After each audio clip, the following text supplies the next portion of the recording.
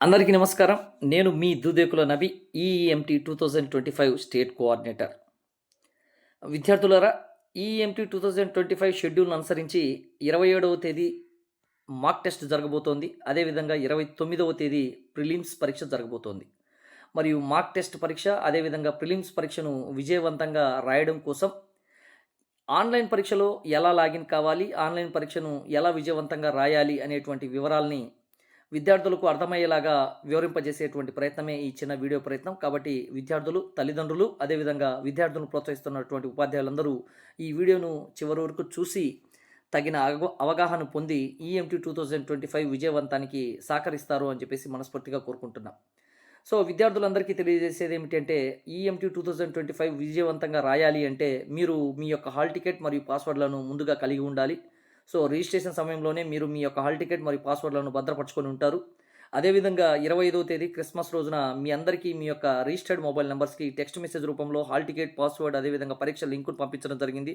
So ఆ రకంగానైనా మీ యొక్క hall ticket number, password మీ అందరికీ తెలిసి ఉంటుంది. ఇంకా తెలియనట్లయితే మనకి వాట్సాప్ ఛానల్లో పాస్వర్డ్ లింక్ అనేటువంటిది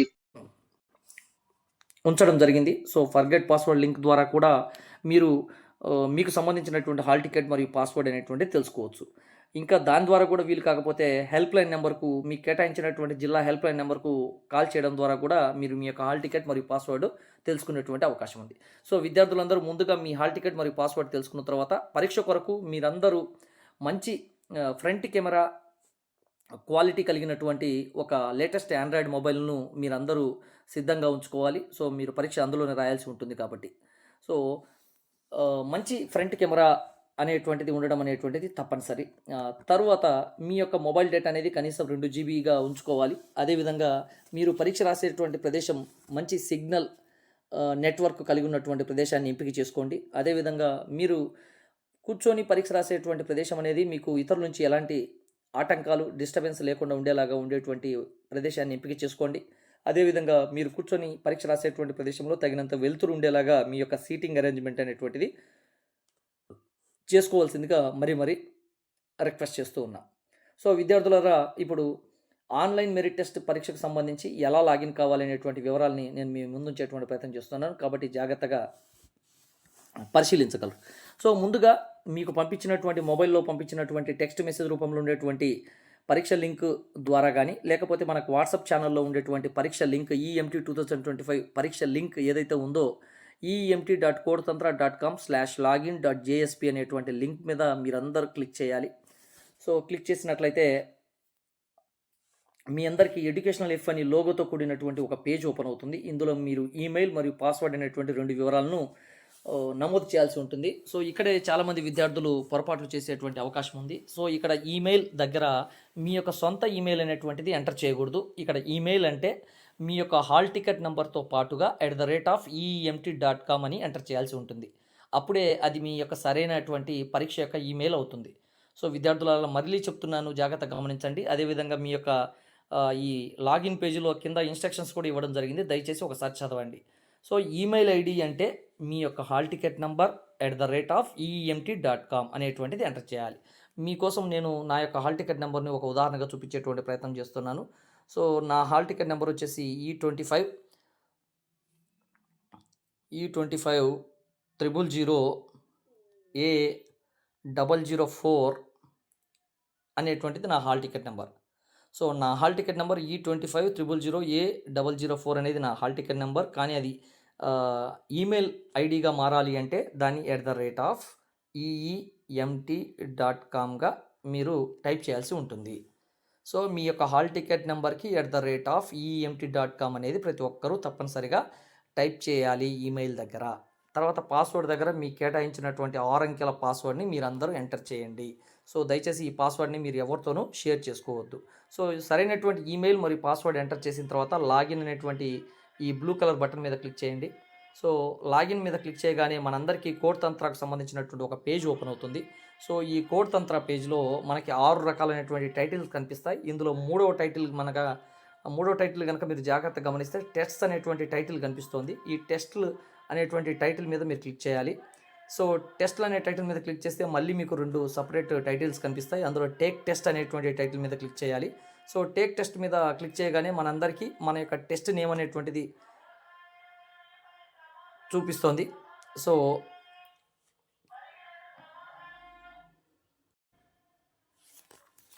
సో మనకి ఓపెన్ అయినటువంటి ఈ పేజీలో టెస్ట్ నేమ్ గనక గమనిస్తే ఇక్కడ నాకు EMT 2025 మార్క్ టెస్ట్ అని కనిపిస్తుంది. సో మీరు కనుక మార్క్ టెస్ట్ రాస్తే మీకు మార్క్ టెస్ట్ అని కనిపిస్తుంది. ఒకవేళ ప్రిలిమ్స్ కనుక రాస్తున్నట్లయితే EMT 2025 ప్రిలిమ్స్ అని కనిపిస్తుంది.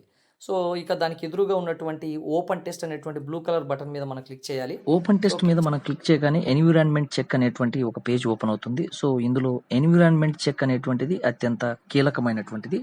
సో ఈ ఎన్విరాన్మెంట్ చెక్లో మనం యొక్క సీటింగ్ పొజిషన్ మనం ముందుగానే డిసైడ్ చేసుకొని మన తల భాగం, అదేవిధంగా భుజాలు, అదేవిధంగా ఉదర భాగం స్పష్టంగా కనపడేలాగా మనం జాగ్రత్తగా సీటింగ్ పొజిషన్ ముందుగానే సిద్ధం చేసుకోవాలి. మన మొబైల్ని కదలకుండా ఒక స్థిరమైనటువంటి ప్రదేశంలో ఉంచాలి. సో ఇందులో ఇక్కడ OS, browser, audio, web cam, microphone అనేటువంటి అన్ని అంశాలు గ్రీన్ కలర్ టిక్లో ఉండాలి. సో 5 రకాలైనటువంటి అంశాలు గ్రీన్ కలర్ టిక్లో ఉండాలి. సో ఇక్కడ మీరు ఆల్రెడీ చూస్తే OS అనేటువంటిది గ్రీన్ కలర్లో ఉంది, బ్రౌజర్ అనేది గ్రీన్ కలర్లో ఉంది, వెబ్ క్యామ్ అనేటువంటిది కూడా గ్రీన్ కలర్లో ఉంది. ఇక మైక్రోఫోన్ అనేటువంటిది నేను మాట్లాడుతున్నాను కాబట్టి అది కూడా గ్రీన్ కలర్లో ఉంది. సో ఇక్కడ ఆడియో అనేటువంటిది పెండింగ్లో ఉంది. సో జాగ్రత్తగా గమనిస్తే ఆడియో అనేటువంటి పెండింగ్లో ఉంది కాబట్టి దానికోసం click here to check audio దగ్గర నేను క్లిక్ చేశాను. అక్కడ విన్నటువంటి ఆడియో విన్నాను. సో వినపడింది కాబట్టి ఎస్ అని క్లిక్ చేశాను. సో అందువల్ల ఆడియో కూడా గ్రీన్ కలర్ టిక్ అనేటువంటిది వచ్చింది. సో మొత్తం 5 రకాలైనటువంటి అంశాలు మనకు గ్రీన్ కలర్ టిక్ వచ్చిన తర్వాత మనం ఎగ్జామ్ రాయడానికి సిద్ధంగా ఉన్నామని మనం భావించాలి. సో 5 రకాలైనటువంటి అంశాలు గ్రీన్ కలర్లో టిక్లో ఉన్నాయి కాబట్టి ఇప్పుడు మనం ప్రొసీడ్ టు టెస్ట్ అనేటువంటి దాన్ని మనం క్లిక్ చేయొచ్చు. సో ఇక్కడ మీరు 5 రకాలైనటువంటి అంశాలు గ్రీన్ కలర్లో ఉండడం కోసం మీరు మీ యొక్క వెబ్ క్యామ్ను, తర్వాత మైక్రోఫోన్ను అలో చేయాల్సి ఉంటుంది. సో ఇక్కడ నేను మీకు వీడియో చూపించడం కోసం ఇయర్ బడ్స్ను వాడుతున్నాను. కానీ మీరు ఎటువంటి ఇయర్ బడ్స్ కానీ హెడ్ ఫోన్స్ కానీ దయచేసి పరీక్ష సమయంలో వాడొద్దు. సో ఇప్పుడు టెస్ట్ మీద క్లిక్ చేసిన తర్వాత ప్రొసీడ్ నొక్కాను. ఇప్పుడు మనకు ప్రాక్టరింగ్ విండో అనేటువంటిది ఒకటి ఓపెన్ అయింది. సో ప్రాక్టరింగ్ విండో ఓపెన్ అయిన తర్వాత ఇదే అత్యంత ముఖ్యమైనటువంటిది. సో ఇక్కడే విద్యార్థులు సంయమనం పాటించాలి, సహనం వహించాలి. ఇక్కడ నుంచి స్టార్ట్ టెస్ట్కి వెళ్ళడానికి కనీసం మనకు 30 సెకండ్ల నుంచి 1 నిమిషం సమయం పడుతుంది. సో ఇందులో భాగంగా మనం ఎవరి చేత అయితే ప్రాక్టరింగ్ చేయబడుతున్నామో వారి యొక్క వివరాలతో పాటుగా వారి యొక్క స్క్రీన్లోకి మన యొక్క వీడియో రికార్డింగ్ అంతా వెళ్ళిపోతుంది. సో ఇందులో మనం ఆడియోను కానీ తర్వాత వెబ్ క్యామ్ను కానీ మనం అలో కనుక చేయకపోతే మనం ఎగ్జామ్ నుంచి బ్లాక్ అయిపోతామని చెప్పేసి ఒక ఇండికేషన్ మనకు కనపడుతుంది. సో నేను ఓకే అని చెప్పేసి టిక్ చేశాను. సో సీటింగ్ పొజిషన్ మళ్ళీ ఒకసారి మనకు వెబ్ క్యామ్ ద్వారా మళ్ళీ మనం చెక్ చేసుకునేటువంటి అవకాశం ఈ ప్రాక్టరింగ్ విండో రూపంలో మనకు దొరుకుతుంది. సో ప్రాక్టరింగ్ విండోలో సీటింగ్ పొజిషన్ మళ్ళీ నేను ఒకసారి చూపిస్తున్నాను చూడండి. సో మన భుజాలు ఇవన్నీ చూపించిన తర్వాత ఇవన్నీ ఓకే అయిన తర్వాత చివరికి మనకు స్టార్ట్ టెస్ట్ అనేటువంటి గ్రీన్ కలర్ బటన్ వస్తుంది. సో ఈ గ్రీన్ కలర్ బటన్ వచ్చేంత వరకు మీరందరూ ఓపిక్గా ఉండాలి. సో స్టార్ట్ టెస్ట్ అనేటువంటిది ఒకసారి మనం సెలెక్ట్ చేస్తే పరీక్ష అనేటువంటిది స్టార్ట్ అయిపోతుంది. సో నేను ఇప్పుడు స్టార్ట్ టెస్ట్ అని క్లిక్ చేశాను. సో పరీక్షలు అనేటువంటిది స్టార్ట్ అయ్యి మనకు మొదటి క్వశ్చన్ అనేటువంటిది డిస్ప్లే అయింది. మీరు జాగ్రత్తగా గమనిస్తే పైన హాల్ టికెట్ నెంబర్, దాని తర్వాత సెక్షన్స్, తర్వాత ఏ సెక్షన్లో ఎన్ని క్వశ్చన్లు ఉన్నాయి, అందులో ఏ క్వశ్చన్ ఓపెన్ అయింది, తర్వాత దానికి ఉన్నటువంటి మార్క్స్, తర్వాత మార్క్స్ కింద మన ఎగ్జామ్కి కేటాయించినటువంటి సమయం. సో మీరు మార్క్ టెస్ట్ రాస్తున్నట్లయితే మీకు 30 నిమిషాల సమయం కేటాయించబడుతుంది. ప్రిలిమ్స్ రాస్తున్నట్లయితే 60 నిమిషాల సమయం కేటాయించబడుతుంది. కానీ నేను మీకోసం ఒక జస్ట్ ప్రాక్టీస్ అనేటువంటిది చూపిస్తున్నాను కాబట్టి నాకు కేవలం 10 నిమిషాల సమయం మాత్రమే కేటాయించారు.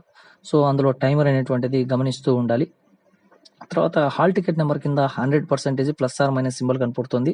So plus or minus symbol ద్వారా మనం స్క్రీన్ యొక్క సైజును పెంచుకోవడం కానీ తగ్గించుకోవడం కానీ చేసుకోవచ్చు. సో స్క్రీన్లో ఏవైనా మనకు అక్షరాలు పెద్దవిగా కనిపించాలంటే ప్లస్ సింబల్ నొక్కడం ద్వారా, లేకపోతే సైజ్ తగ్గించుకోవాలంటే మైనస్ సింబల్ ద్వారా మనం స్క్రీన్ యొక్క సైజును మనం సర్దుబాటు చేసుకోవచ్చు. సో ఇక్కడ కింద మీరు బటన్స్ కనుక చూసినట్లయితే finish button, clear button, next button కనిపిస్తున్నాయి. సో ఫినిష్ బటన్ అనేటువంటిది హైలైట్ కాలేదు. ఎందుకోసము అంటే ఫినిష్ బటన్ అనేటువంటిది మీరు పరీక్ష రాసే సందర్భంలో చివరి 10 నిమిషాలు అప్పుడు మాత్రమే అది హైలైట్ అవుతుంది. సో మీరు పరీక్షను చివరి 10 నిమిషాల వరకు రాయాలి అనేటువంటి సంగతిని మీరు గుర్తెరగాలి. ముందుగానే ఫినిష్ బటన్ హైలైట్ చేసినట్లయితే మీరు తెలుసో తెలియకో మీరు ఫినిష్ బటన్ మీద ప్రెస్ చేసినట్లయితే ఎగ్జామ్ అనేటువంటిది ఫినిష్ అయిపోతుంది. సో తిరిగి మీరు ఎగ్జామ్ రాసేటువంటి అవకాశం ఉండదు. సో అందువల్ల ఫినిష్ బటన్ని ఎగ్జామ్ ప్రారంభంలో దాన్ని యాక్టివ్లో ఉంచకుండా చేయడం జరిగింది. సో ఫినిష్ అనేటువంటి బటన్ ఎగ్జామ్ అయిపోయేటువంటి చివరి 10 నిమిషాల ముందు మాత్రమే అది హైలైట్ అవుతుంది. సో అప్పుడు మాత్రమే మనం పరీక్ష పూర్తయిందని భావించి మన అన్ని ప్రశ్నలకు ఆన్సర్లు చేసిన తర్వాత ఫినిష్ బటన్ మనం క్లిక్ చేసి ఎగ్జామ్ సబ్మిట్ చేయొచ్చు. సో ఇక్కడ మీరు ప్రశ్నలు కనుక గమనిస్తే ప్రశ్న కింద 4 ఆన్సర్లు కనిపిస్తున్నాయి. సో మనం ప్రశ్నను 1కి 2 సార్లు జాగ్రత్తగా చదువుకొని ఇవ్వబడినటువంటి ఆన్సర్లను కూడా 1కి 2 సార్లు జాగ్రత్తగా చూసుకొని సరైనటువంటి సమాధానాన్ని ఎంపిక చేసుకోవాల్సిన అవసరం ఉంటుంది. ఒకవేళ మనం సమాధానాన్ని మార్చుకోవాల్సిన అవసరం ఉందని కనుక మీరు భావిస్తే మనం సెలెక్ట్ చేసుకున్నటువంటి ఆన్సర్ను కాకుండా వేరే ఆన్సర్కి ఇమీడియట్గా మనం మార్చుకునేటువంటి అవకాశం ఉంది. అది క్లియర్ బటన్ ద్వారా చేసుకోవచ్చు, నియర్గా చేసుకోవచ్చు. సో ఇక్కడ నేను 1వ ప్రశ్నకి బిఆర్ అంబేద్కర్ ఆన్సర్ పెట్టి చివరికి గాంధీ గాను, తర్వాత నెహ్రూ గాను మార్చాను, తర్వాత రాజ్యాంగ సభకు కూడా మార్చాను. సో ఇలా మీరు జాగ్రత్తగా ప్రశ్నకి ఆన్సర్ను ఒకటి డిసైడ్ చేసుకోవాలి. సో డిసైడ్ చేసుకొని నెక్స్ట్ బటన్ ప్రెస్ చేయాలి. సో నెక్స్ట్ బటన్ ప్రెస్ చేసిన తర్వాత రెండో ప్రశ్న ఓపెన్ అవుతుంది. సో రెండో ప్రశ్న ఓపెన్ అయిన తర్వాత ఇక మనం ముందు పెట్టినటువంటి మొదటి ప్రశ్నకు సంబంధించినటువంటి ఆన్సర్ను మార్చడానికి ఎటువంటి అవకాశం ఉండదు. సో ఒకసారి ప్రశ్న నొక్కిన తర్వాత వెనకటికి వెళ్ళడానికి అవకాశం లేదు. సో రెండో ప్రశ్నకి నేను ఆన్సర్ చేశాను, తర్వాత మూడో ప్రశ్న వచ్చింది, మూడో ప్రశ్నకు ఆన్సర్ చేశాను, తర్వాత 4వ ప్రశ్న. ఇలా ప్రతి ప్రశ్నను చదువుకోడి దానికి సంబంధించినటువంటి ఆన్సర్ను సెలెక్ట్ చేసుకుంటూ నెక్స్ట్ బటన్ ప్రెస్ చేస్తూ మనం ముందుకు వెళ్ళాలి. సో నెక్స్ట్ బటన్ ప్రెస్ చేసినప్పుడల్లా మనం పెట్టినటువంటి ఆన్సర్ సేవ్డ్ సక్సెస్ఫుల్ అని చెప్పేసి మనకు పైన గ్రీన్ కలర్లో కనిపిస్తూ ఉంటుంది అనమాట. సో ఇలా ప్రతి ప్రశ్న ఒకదాని తర్వాత ఒకటి నేను ఆన్సర్ను పెడుతూ వెళ్తున్నాను. మధ్య మధ్యలో మీరు మీ యొక్క టెస్ట్ టైం ఎంత మిగిలి ఉంది అనేటువంటి సంగతిని మీరు గమనించుకుంటూ ఉండాలి. సో పరీక్ష చివరి 10 నిమిషాలు ఉదంగా మీకు ఒక ఇండికేషన్ కూడా వస్తుంది, మెసేజ్ రూపంలోను, ఒక ఆడియో మెసేజ్ రూపంలోను, పరీక్ష అయిపోవడానికి సమయం దగ్గర పడింది అని చెప్పేసి. సో స్క్రీన్ను అవసరమైన మేరకు అటు ఇటు జరుపుకుంటూ మీరు పరీక్షను జాగ్రత్తగా రాయాల్సి ఉంటుంది. సో ఇక్కడ ప్రశ్నలు అన్నిటికీ సమాధానాలు గుర్తిస్తూ మనకు ముందుకు వెళ్ళేటువంటి క్రమంలో సమయాన్ని గమనించుకుంటూ ఉండడం అనేటువంటిది అత్యంత తప్పనిసరి, అత్యంత ముఖ్యమైనటువంటిది. సో చివరి ప్రశ్నకు వచ్చిన తర్వాత మనకి ఇక నెక్స్ట్ బటన్ అనేటువంటిది హైలైట్ కాదు. ఎందుకు అంటే చివరి ప్రశ్న తర్వాత ఇంకా వేరే ప్రశ్న అనేటువంటిది ఉండదు కాబట్టి, ముందుకు పోవడం అనేది కుదరదు కాబట్టి సో నెక్స్ట్ బటన్ అనేటువంటిది ఉండదు. సో మనం చివరి ప్రశ్నకు ఆన్సర్ పెట్టిన తర్వాత ఇక ఫినిష్ చేయడం మాత్రమే మిగిలి ఉంటుంది. బట్ ఇక్కడ నాకు ఇంకా ఫినిష్ బటన్ హైలైట్ కాలేదు, ఎందుకంటే నాకు లాస్ట్ చివరి 5 నిమిషాల సమయంలో మాత్రమే ఫినిష్ బటన్ హైలైట్ అవుతుంది. మీ అందరికీ చివరి 10 నిమిషాలు ఉందనంగా మాత్రమే ఫినిష్ బటన్ హైలైట్ అవుతుంది. కాబట్టి మీరు చివరి 10 నిమిషాల వరకు పరీక్ష రాయడం అనేటువంటిది తప్పనిసరి. కాబట్టి విద్యార్థులారా మీరందరూ జాగ్రత్తగా గమనించండి. మీరు మీ యొక్క సమయాన్ని ఆధారంగా చేసుకొని ప్రతి ప్రశ్నకి ఆలోచిస్తూ ప్రశ్నను 1కి 2 సార్లు చదువుకొని, జవాబులను 1కి 2 సార్లు చదువుకొని జాగ్రత్తగా మీరు ప్రశ్నలకి సమాధానాలు గుర్తిస్తూ ముందుకు వెళ్ళాలి. ఒకసారి ప్రశ్నకి సమాధానాన్ని గుర్తించి ముందుకు వెళ్ళిన తర్వాత తిరిగి వెనక్కి రావడానికి అవకాశం ఉండదు. కాబట్టి దానికి తగినంత సమయం తీసుకొని మీరు ఆన్సర్లు పెట్టాల్సిందిగా మరి సూచిస్తూ ఉన్నా. సో చివరి ప్రశ్నకి ఇక ఆన్సర్ పెట్టిన తర్వాత ఫినిష్ బటన్ కోసం ఎదురు చూడాల్సినటువంటి పరిస్థితి ఏర్పడింది ఇక్కడ. సో ఇక నాకు పరీక్ష చివరి 5 నిమిషాలు మాత్రమే ఉందని చెప్పేసి ఒక మెసేజ్ రావడంతో పాటు నా ఫినిష్ బటన్ కూడా హైలైట్ అయింది. సో ఇక నేను ఫినిష్ బటన్ ప్రెస్ చేయడం మాత్రమే మిగిలి ఉంది. సో ఫినిష్ బటన్ నేను ఎప్పుడైతే ప్రెస్ చేస్తానో ఎగ్జామ్ అనేటువంటిది సక్సెస్ఫుల్గా సబ్మిట్ అయిపోతున్నట్టుగా మనకు మెసేజ్ అనేటువంటిది మనకు కనిపిస్తుంది.